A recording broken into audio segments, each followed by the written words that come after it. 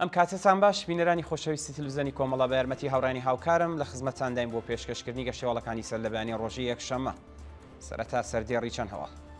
ناڕزایەتی تووتنکارانی مەریوان لە ئاستنەدانی هەقئاوە، دەست بە سەرکردنی ڕەزا عێززەتتاج لە شنۆ، درێژەی ناڕزایەتی دەرچوانی زانکۆی پزیشکی لە هەرێمی کوردستان، دۆخی خراپی کرێکارانی نەوت لە ئەسەلویە و خۆپیشاندانی ئێرانیانی ئاڵمان دژ بە کۆماری ئیسلامی.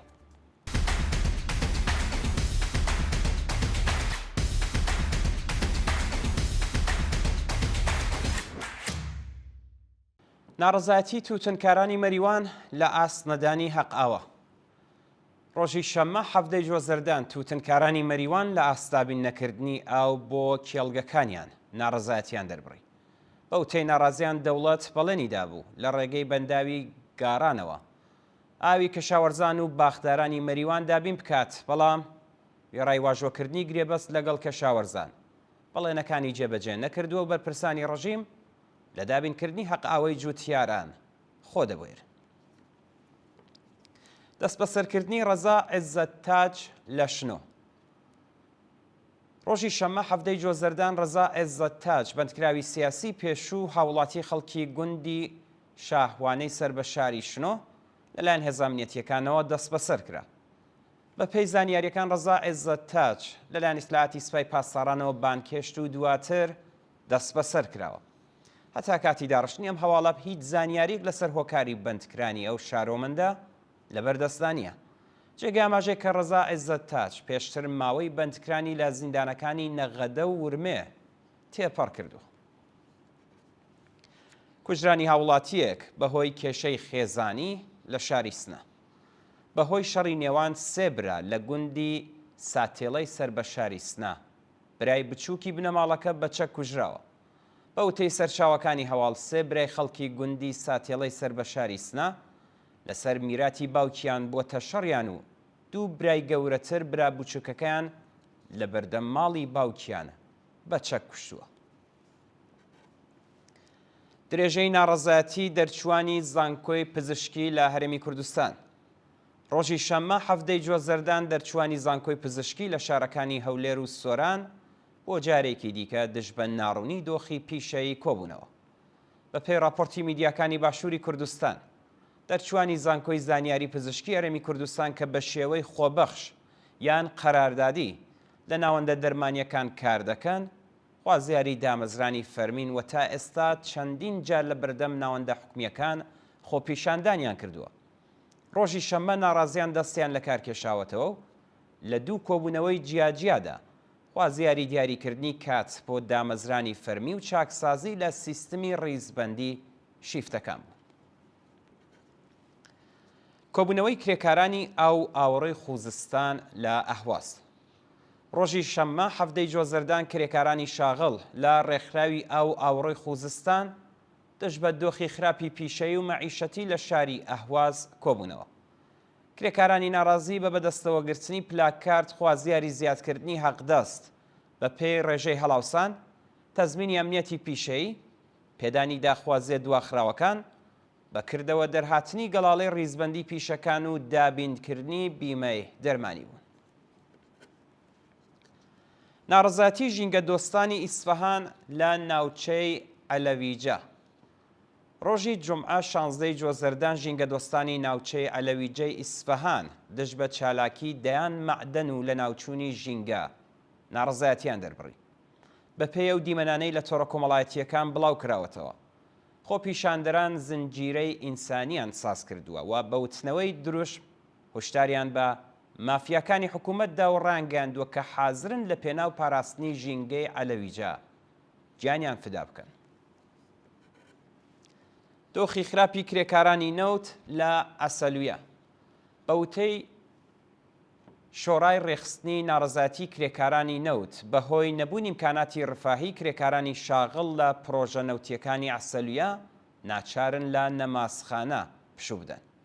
یەکێک لە کرێکاران بە میدیاکانی وتووە بە کاتی نیوەڕۆ کە کرێکاران پێویستیان بە پشودان هەیە، مەلایەکیان بۆ بەڕێوەبردننی نوێژی جەماعەت دیاری کردووە، بەڵام کرێکاران ئەوەندە ماندوون کە لە مزگەوت داخەویان لێەکەوێت. نەبوونی ئیمکاناتی ڕفاهی لە گەرمای سەرووی 40 پلەیدا تەندروستی کرێکارانی خستۆتە مەترسیەوە و بەرپرسانی حکوومەت هیچ بایەخێکیان پێ نادەن. مەرگی گوماناوی بەندکراوێک لە ڕوودسەر. بە پێی راپۆرتی کانونی مافی مرۆڤی ئێران تەرمی بەندکراوێکی زیندانی ڕوودسەر کە بە دوای تەواوبوونی ماوەی مەرەخەسیەکەی بۆ زیندان گەڕابوو لە چۆمی ئەو شارە دۆزراوەتەوە. بە پێی راپۆرتە ڕەسوڵ عەبدوڵڵاپور تەمەن 36 ساڵ پاش تەواوبوونی ماوەی مەرەخەسی گەڕاوەتەوە زیندان، بەڵام بەرپرسانی زیندان وەریان نەگرتووە و ناوبرا و بێسەر و شوێن کراوە. پاش چەند ساعات تەرمی ئەو بەندکراوە لە چۆمی ڕوودسەر دۆزراوەتەوە. بنەماڵەکەی داوای ڕوونکردنەوە لە دام و دەستگا ئەمنی و قەزاییەکانی ڕەژیم دەکەن. سازکردنی پەروەندەی قەزایی بۆ ڕۆژنامەوانێک لە تاران. لە ڕۆژانی ڕابردوودا مەرزیە مەحموودی ڕۆژنامەوانی خەڵکی تاران سەبارەت بەو تۆمەتە تازانەی بەسەریدا سەپێنراوە بانکێشتی دادگای فەرهەنگ و میدیا کراوە. مەرزیە مەحموودی لە پەیجی تایبەتی خۆیدا ڕایگەیاندووە کە بەهۆی بڵاوکردنی بابەتێک لەسەر کەمی ڕوونی خۆراکی لە بازار لەلایەن دادگای فەرهەنگ و میدیا بە تۆمەتی بڵاوکردنی پڕۆپاگەندە بانکێشت و لێپرسینەوەی لێکراوە. ڕۆژی 12 گوڵانی 1403 و ڕۆژنامەوانە سەبارەت بە بڵاوکردنی بابەتێک لەسەر چۆنیەتی گیانبەختکردنی نیکا شاکەرەمی بۆ دادسەرای فەرهەنگ و میدیا بانکێش کرابوو.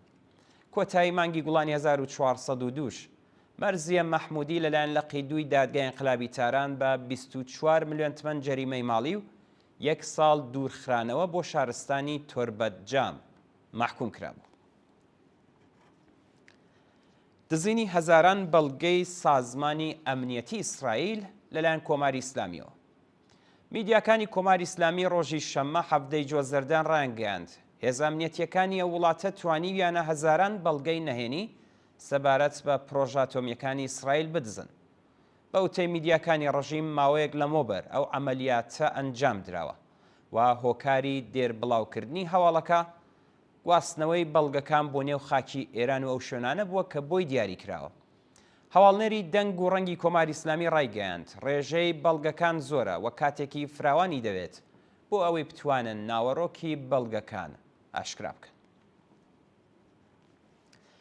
خۆپیشاندانی ئێرانیانی ئاڵمان دژ بە کۆماری ئیسلامی.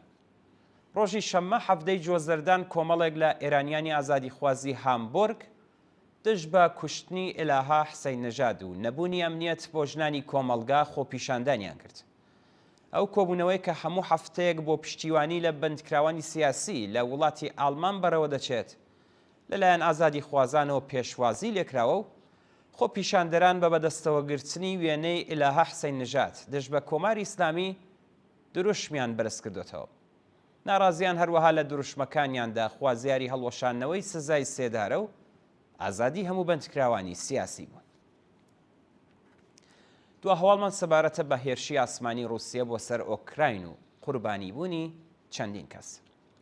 شەوی جومعە 16 جۆزەردان ئەرتەشی رووسیا گەورەترین هێرشی پاهبادی و موشەکی کردە سەر چەند شاری ئۆکراین و لە ئەنجامی ئەو هێرشانەدا بەلانی کەم 5 کەس گیانیان لەدەستدا و زیاتر لە 89 کەس بریندار بوون. بە پێی راپۆرتەکان بارانێک لە پاهباد و موشەک شارەکانی خارکیف، کیەف و ئۆدێسای بردومان کردووە و لە ئەنجامی ئەو هێرشانەدا زیاتر لە 94 کەس کوژرا و بریندار بوون. هەروەها هەندێک لە سەرچاوەکانی هەواڵ باسییان لە کوژرانی دەیان ڕاوێژکاری نظامی فەڕەنسە و بریتانیا لە شاری ئۆدیسا کردووە.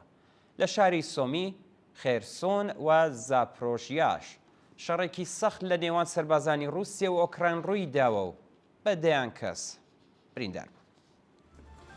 ئازان گەشتیاڵەکانی سەر لە بەیانیتان پێشکەشکرا کاتێکی خۆش بۆ هەموو لایەکتان.